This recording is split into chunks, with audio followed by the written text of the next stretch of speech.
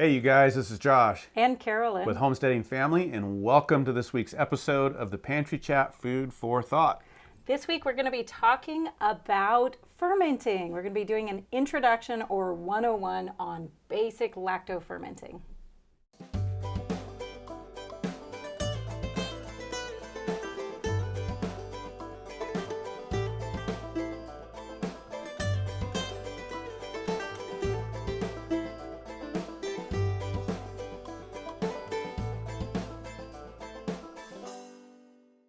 All right, so hey, you guys, we are continuing this week the discussion on preservation techniques. Yeah, and this is a really good one for this year because canning equipment is getting really hard to find. You know what? I made a major mistake this year.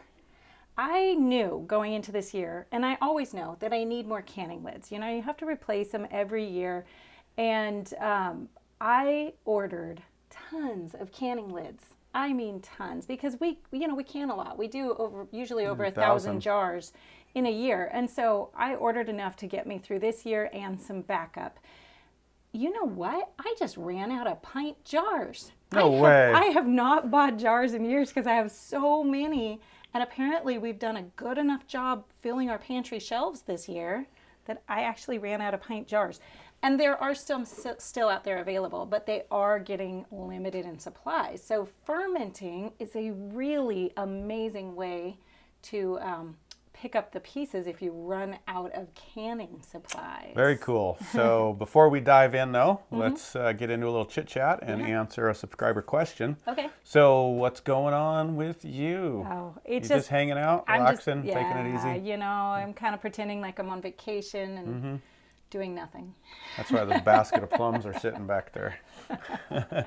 You don't see the 100+ jars of just plums already, I think. And there's like 3 more bushels of plums laying around. It is just really harvest season right now. And so I think the other day we did a plum jam session. We were jamming. You were jamming with the plums? We jammed about 60 pints of plum jam. And I don't think we made a dent in our plum supply. Well, and they're still on the tree. We've got several bushels sitting here. Yeah. So that's been a good one this year. That's been highly successful, which I'm thankful for. Yep. Me and some of the other losses with the freeze. And then I'm starting to work on bringing in some of the produce that we either lost with the freeze, we didn't have grow out. We had a really challenging garden year this year with a late spring. It was just cold and wet for a long time. A little slow starting. And then we had this really early freeze that killed a lot of things. So there were some things that we just didn't get out of the garden. And so now I'm working on bringing those things in. And one of them, a major one, are pie pumpkins. I did not realize that there is at least a local shortage of canned pumpkin now.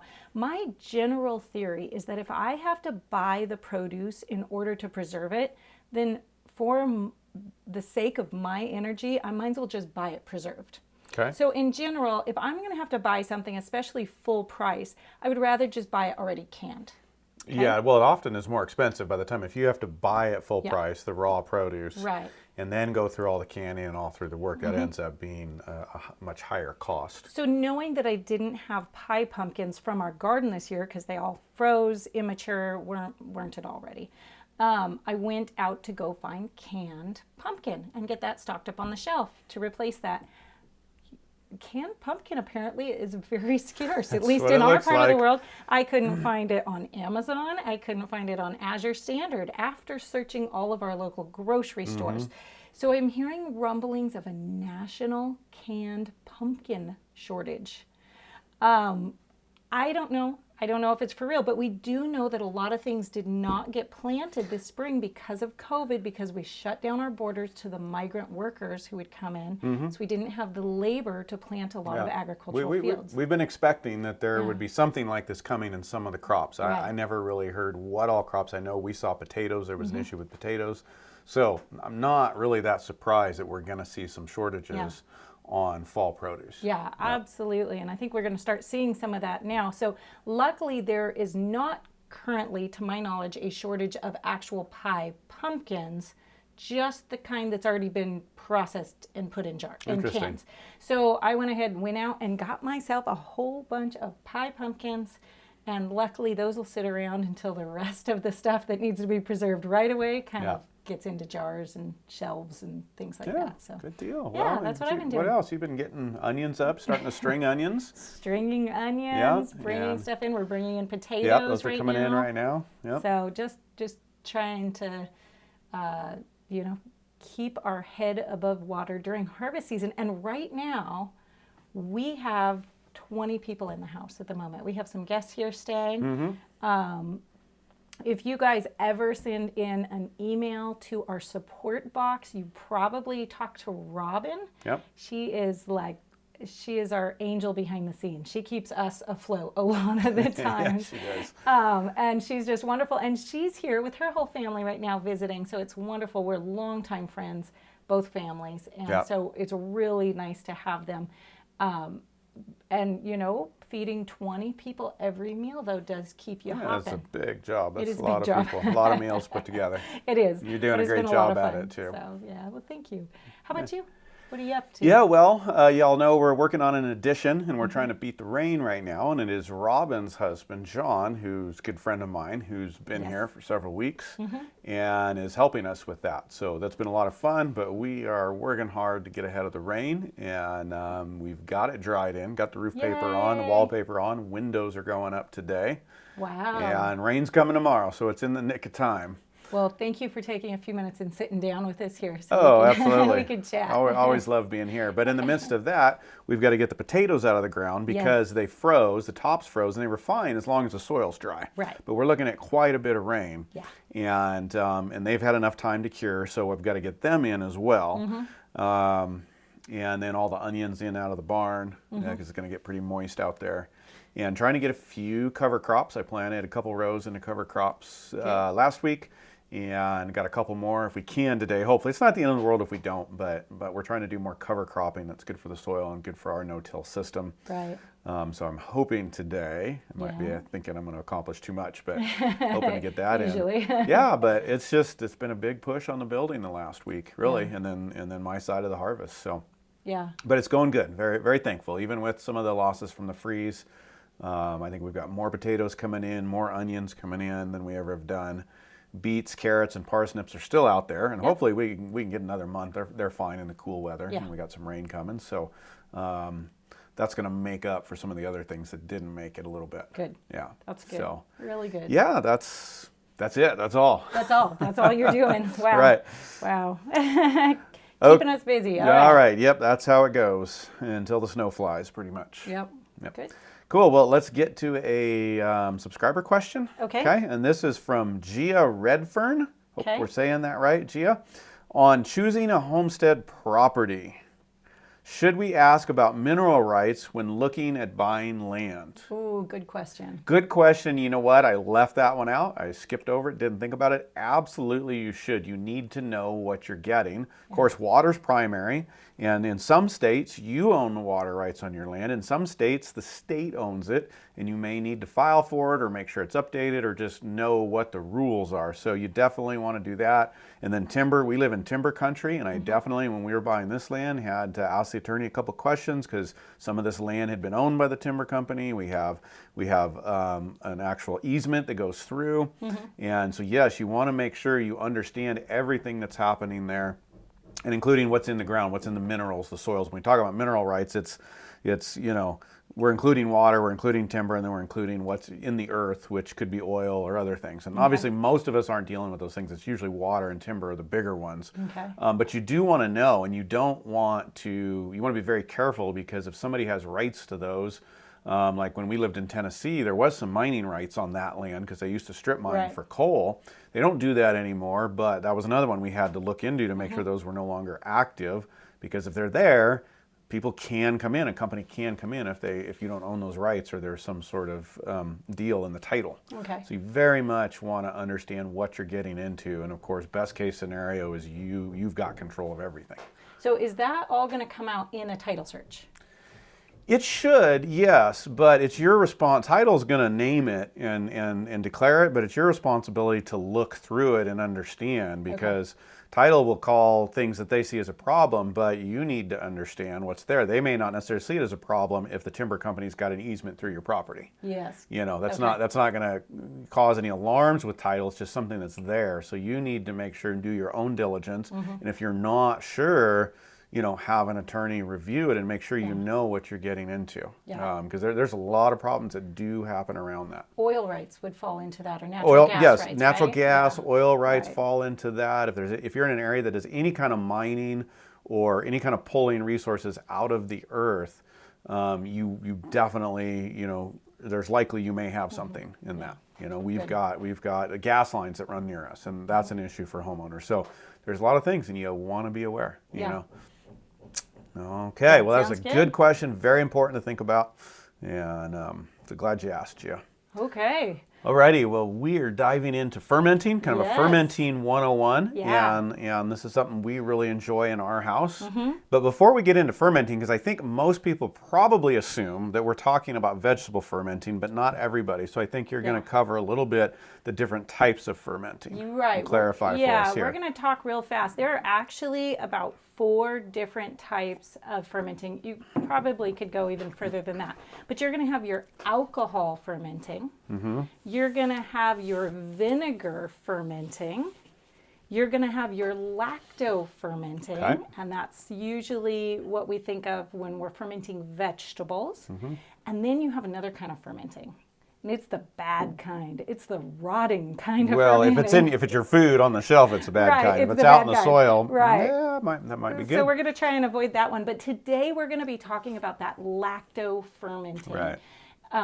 As a preservation method and as a way to bring health into your diet. Lacto fermenting regarding vegetables. So this is we're really going to be talking about vegetables. In this case, we're talking about vegetable preservation. You can lacto ferment other things. You can definitely lacto ferment some fruits, but they don't really count as a preservation method because they won't stay lacto fermented. They will go to alcohol eventually. Right, because of the sugar, high sugar content. So we're going to be talking mostly about vegetables today. Okay? All right. So just to cover the bases here, what is lacto fermenting? Okay, so lacto fermenting is where you create an environment to allow the lactobacillus bacteria, which is already present on your vegetables, to proliferate.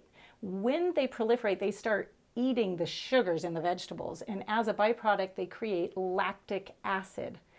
Lactic acid is very healthy for you. It's a very good thing for you, for your body, but it also preserves your vegetables. So it puts them in a semi-suspended state, keeps them from going bad.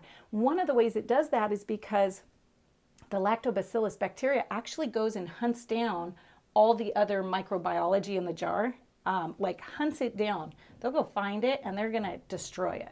So that other bacteria that's going to break things down, it's actually slowing that process by going and killing it, waging war on that other bacteria. Right? And so that's going to keep your vegetables in a state where they're edible for a long time while doing some other really good things that we're going to talk about in a little bit. Cool. So I think there's a couple different timings talking about that time frame in fermenting. So you can use lacto fermenting. And I want to say right now, because there's a lot of confusion about the term lacto fermenting. A lot of people think it refers to lactose, a milk sugar. That does not refer to lactose. It refers to lacto from the lactobacillus bacteria. So just so you know, right there, I think this started because some people use whey from cheese making as a starter for their ferments. And so people started thinking you had to have the whey in order to lacto ferment. It has nothing to do with milk at all or lactose. So, so you can use the lacto fermenting though for both short-term fermenting, something you're going to eat next week or the next 2 weeks, you're going to keep it in your fridge. but you can also use it as a long-term preservation technique. And some of that has gotten kind of lost in our history, in our culture. We don't really use it for that anymore. For the long-term storage. For the long-term. Yeah. But it's a really exciting thing to learn about because it stores food really, really well for the long term. And so we're going to be talking about some of my top tips because I've been experimenting with that for the last couple of years. So we're going to be talking about some tips at the end. So make sure you hang all the way to the end to learn more about long-term preservation by fermenting. Right on. All right. So what are some reasons that you would want to ferment? The pros of lacto fermenting. Okay. What are the pros here and the reasons to do it? Okay. So there's a few of them. Number one, it's really, really healthy. It's really good for your body because it's really good for your digestion. It's really good for your gut. When you hear that, I've heard different numbers, but 75% of your immune system, sometimes it's up to 90% of your immune system, depending on what number you hear, is in your gut. You can understand why having really good working digestion is really important because it actually helps your immune system out. Fermenting is one of just an amazing way to get your digestion in order, get that working well, and then boost your immune system for it. So it's really healthy. It also helps increase vitamins and minerals. Can you talk about that for a second? Yeah. How does it increase them? I mean, where do they come from? Yeah. And why does it? Well, how does it do that? It increases vitamins. It doesn't increase minerals. Okay. Your mineral is your mineral. Okay. But it does, the process of the lactic acid being created actually creates more of certain types of vitamins, your B vitamins, K vitamins. Some of those things actually really go up in fermented foods, your C vitamins in a lot of cases.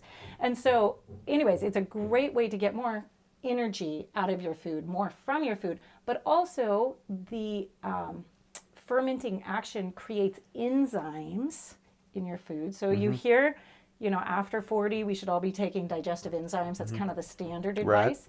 Or you could just make your own. You don't actually have to take the pill. You could just make your own and eat it. So well, and I love that you bring out that it's actually providing you with more energy, and so you've got increased value out of this way of preservation with decreased energy inputs to actually make the preservation happen. Right, and that's another pro, right? Right, is that it is so quick and easy. Right, to you don't need fuel, you don't need electricity.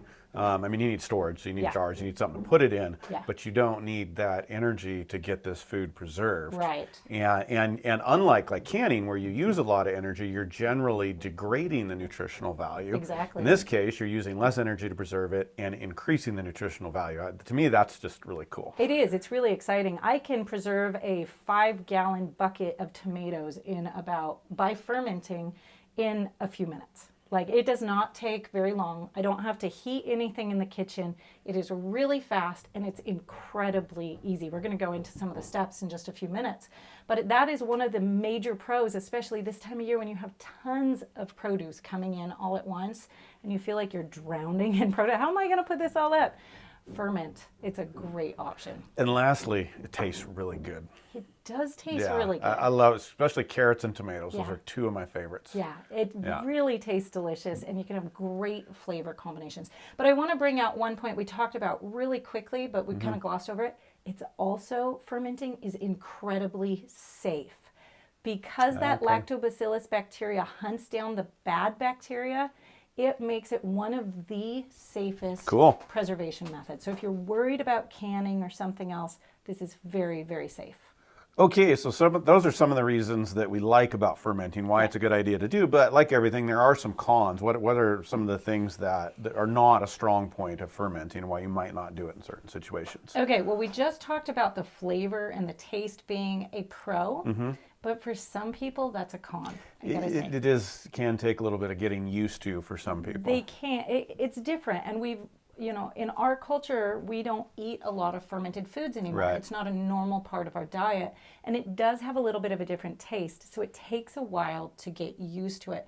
What I do have to say is that if you start eating it small amounts at a time, even if you don't like the flavor, your body starts to crave it actually really quickly. Well, it really does. And something you've done real well too in our home to get us used to it is introducing it earlier in the fermentation. Yes. Because it does get stronger over time. Yeah. And so by introducing it earlier, you know, you don't get that strength of it as much. And so that, I know that's definitely helped me get used to the flavor and get to where I really enjoy it and I look for it. And yeah, my body craves it when I know something's coming. Absolutely. In fact, I have an entire video out on YouTube just on how to help your family learn to have a taste for fermented foods. So you can look for that on YouTube. Yep. But that can be a con for some people. Now, another one is that you're working with something that is alive even when it's on your shelf. Biologically active. It is biologically active, exactly. So what that means is it's continuing to change over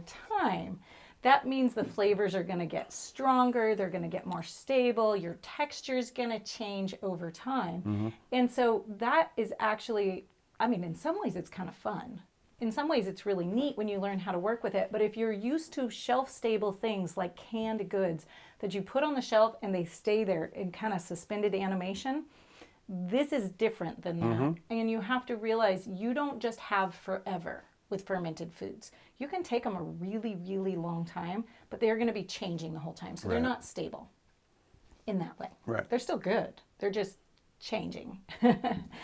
And another one is that because you're dealing with natural bacteria and natural processes in a less controlled environment than, say, canning, you can have failures. You can have larger failures. You can have batches that just go bad and you don't really even know why. Okay, so, but talk about failure, because if we think about a canning failure, either something's broken, or something has gone bad in a way that can be unsafe. Yes. So so tell us about what a failure looks like in fermenting, because you were just telling us how it's safe. It's very safe. Right. So when we say failure, what is a failure? Okay, so a failure would be where you either get discolored mold, bad colored mold on the top of it, which would be a fault of the process, would be something you did wrong in the process. We're going to go through the steps in a minute.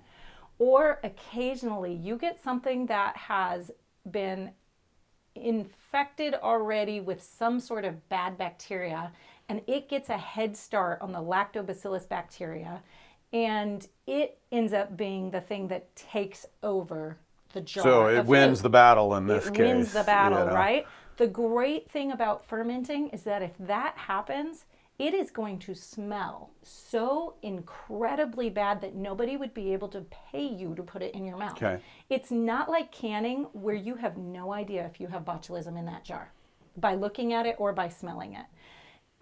With fermenting, you know right off. You don't even have to stick your nose in the jar. You'll know from a distance that there is something wrong with that jar. Now, when you're not used to fermenting, everything in fermenting can smell a little funky it takes some getting used to, right? But there's a difference between funky and putrid. If it's putrid, you just dump it. It's not poisonous to anything else, so you don't have to treat it like biohazard like you do a jar that potentially has botulism in it. Okay. But so you can dump it into your compost pile, no big deal.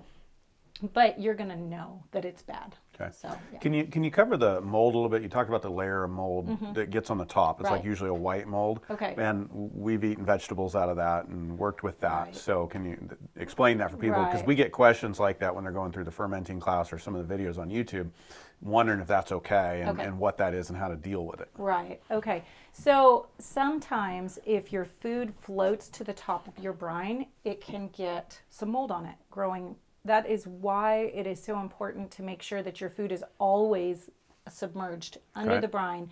We'll be talking about that in just a minute again in those steps.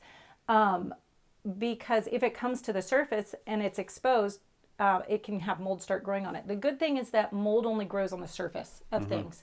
So if it is a safe colored mold, that would be a white mold or a green mold, and you can just scrape it off the top. If you look at most fermenting directions, it says check your ferment every few days and scrape off any scum that comes to the surface. That's the light term for get it before it turns into yucky mold.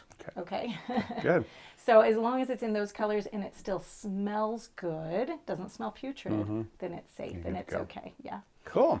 Well, hey, I see here you're going to get into a little bit of a how-to. Yeah. We're going to walk everybody through a basic lactic fermentation. Yeah. So let's talk. I'm going to go really quickly through 6 steps of fermenting, and then we'll go back and talk through each step just a little bit, okay? So the basic 6 steps are: pack your vegetables, chopped vegetables, into your fermenting vessel. Okay. Then you're going to want to cover it with a salt brine. Then you're going to need to weigh it down. Then you're going to leave it out on room temperature until it's fully fermented. You're going to then put it in cold storage, and then you get to eat it. So those are your 6 steps. Okay. Cool. So we're going to go back through, and this is really for chopped vegetables, because if you're doing things that are shredded, like turning a cabbage into sauerkraut, you're going to want to handle it a little bit differently. But this would be for things like your carrots. If you're going to do beets, fermented beets, those are so good too. Onions, you can just do pretty much any combination that you want of vegetables, which is really fun because it's so safe. You have a lot of freedom. You can do kind of whatever you want to. So the first thing you're going to want to do is pack those vegetables into a fermenting vessel. That can be a crock. It can be a jar. It can be anything that is either ceramic or glass that you can ferment in. You don't want to ferment in aluminum, most metals, and you don't want to ferment in plastic. Is there a size limitation? No. Okay. You can go all different sizes. And I'm looking at an 8-gallon crock back here behind the gallon, camera that we have, and I've we seen they make much larger ones, and I mean you can go up into barrels if you want, right? If you were, absolutely. I mean, we're not even on that scale, but you could. You could. All the way down to a little pint jar if you want to. I really recommend, if you're brand new to it, to start small. That way, if you ruin a batch, you won't ruin a big batch. That sounds good. But you want to make sure whatever you're using is food grade, right? Okay, and then you're going to want to make your salt brine. Now, a master brine recipe that I use is about 3 tablespoons of a fine salt to 1 quart of water. Now, it's important to talk about the water and the salt for just a second. You're trying to grow bacteria. Well, you're farming bacteria. You are farming I hadn't thought of it in that way. That's right. In that way, you don't want, vegetables that have had pesticides or fungicides on them. You want them organic, okay? You don't want anything that's going to kill your bacteria. You don't want chlorinated water or treated water. Please, if that's a big one for a lot of people. Treated water, just go get distilled water from the grocery store. That'll be just fine for this. You also don't want iodized salt or table salt. Why? Because iodine kills bacteria. That's why they put it in wounds, right? Right. So you don't want that for your fermenting. But you can make a brine in the ratio of 3 tablespoons of salt to 1 quart of water. So you mix that up first. You mix it up. Make sure the salt dissolves all the way. Before you pour it into. And you pour it in. Cover your vegetables all the way. Make sure there's enough brine in there to completely cover the vegetables. Okay. Then the next step is to weigh that down. Now, the best thing that I have found for weighing it down is the actual, if you're using a mason jar, or the actual glass weights. That they make specifically for this purpose. Yeah. And the ones with the little indents with the finger holds in them make it so easy to use. I know we've gotten some from a company, Year of Plenty, that have been great. They're really nice. I'll put the link in the show notes, the description. But you want to make sure that your vegetables are always weighted down under that brine, because again, remember, if they float, they're going to mold on the top. They will mold on the top. It's not they might, they will. If they're floating, if they're touching the surface of the water. Right. So you want to weight them down and make sure they always stay down under that liquid. Cool. Yeah. Okay, so then the next step is to put a lid on them loosely. You want it to be able to breathe a little bit, and to put them on the counter at room temperature until they're completely fermented. Whoa, how do you know that? Yeah, that can take between 3 days, and it can take up to a couple weeks depending on the size of the vegetables. Okay, but if they can kind of go quite a long ways. They can. Where is like fully fermented, where you say? Yeah. How do you? Right. And this is discern not that. a hard and fast rule, but you can get some out, and you want it to be fermented all the way through the vegetable. Okay. So in the center of the vegetable, you're going to start seeing a little bit of visual changes.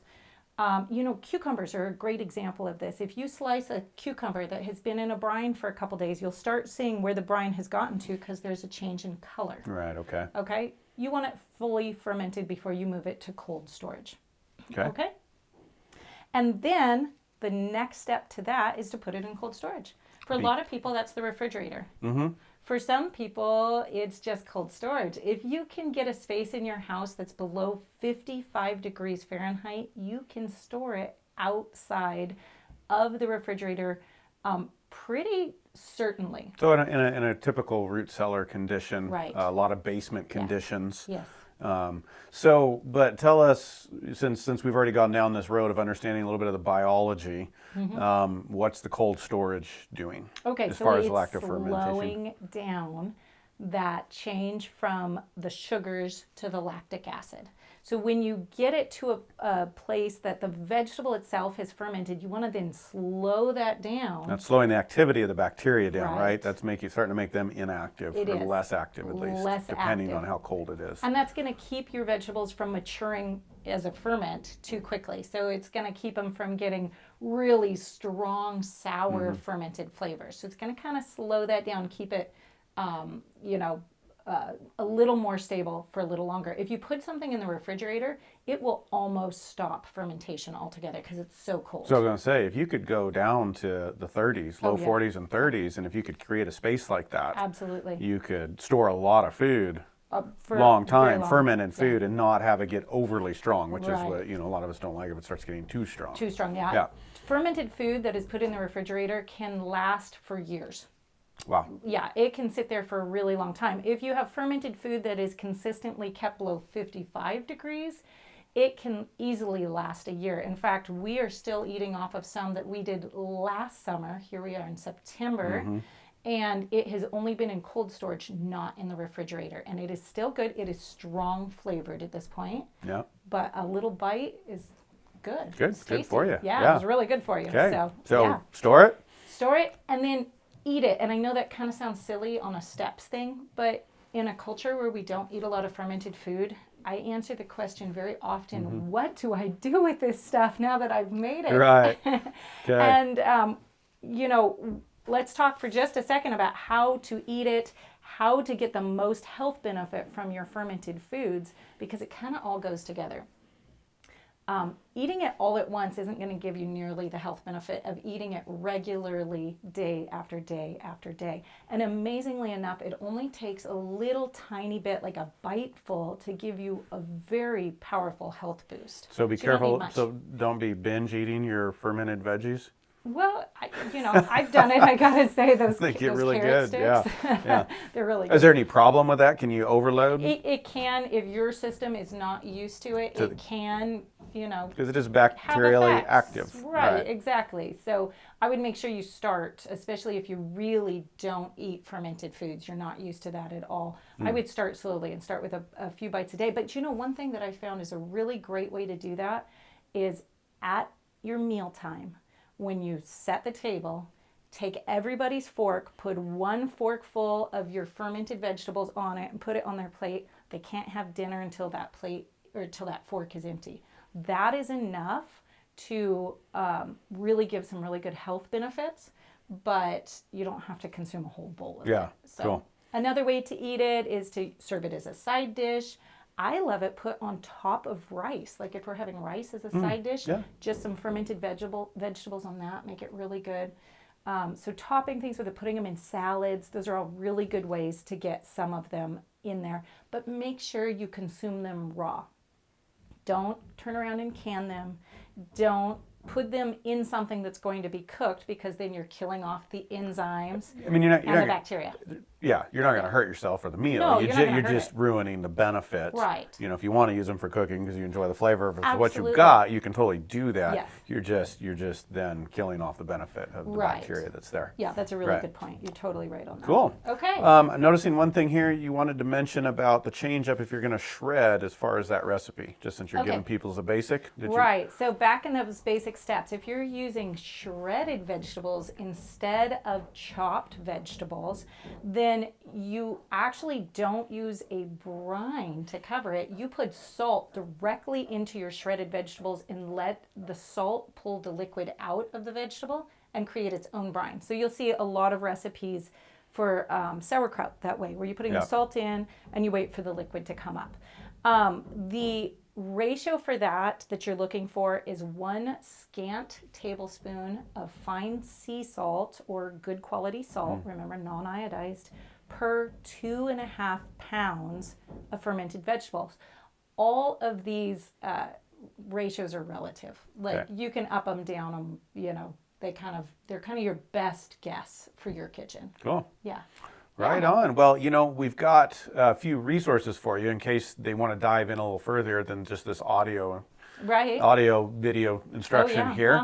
And there's some free videos on YouTube. Yes. You've got several out there on fermenting different recipes. Yeah. And we'll get some links in the description below. Okay. And Carolyn's got a great class, small mini class. Yeah, fearless fermenting. To get you going. Yeah. So a few resources if you haven't started yet. Right. This is a great place to start. It's a great preservation method to learn. And as we've explained, it's beneficial to your health. Past just preserving food. Absolutely. We really need to cover that because I promised it.